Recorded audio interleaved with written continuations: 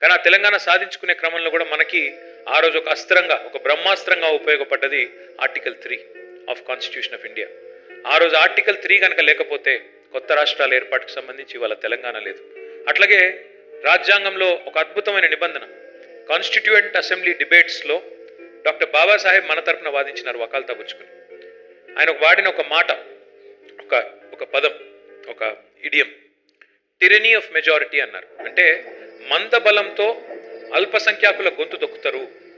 మందబలంతో, టిరనీ of majority అంటే majority యొక్క నియంతృత్వ పోకడల వల్ల ఒకవేళ అల్పసంఖ్యాకులు, మైనారిటీస్ ఎవరైతే ఉంటారో, అది మైనారిటీస్ అంటే లింగ్విస్టిక్ మైనారిటీ కావచ్చు, రిలీజియస్ మైనారిటీ కావచ్చు, సంఖ్యాపరంగా మైనారిటీ కావచ్చు, వారి గొంతు వినబడాలి అంటే మందబలం మరి చెల్లకూడదు. అంటే తప్పకుండా ఈ అల్పసంఖ్యాకులకు వాయిస్ ఉండాలి అని వాదించి, ఒక పెద్ద రాష్ట్రం నుంచి చిన్న రాష్ట్రం వేరుపడాలి అంటే పెద్ద రాష్ట్రం అనుమతి అవసరం లేదు, ఆ రాష్ట్ర శాసనసభ అనుమతి అవసరం లేదు అని ఎంతో ముందు చూపుతో, దార్శనికతతో ఆలోచించిన మహానుభావుడు, మహానాయకుడు డాక్టర్ బాబాసాహెబ్ అంబేద్కర్.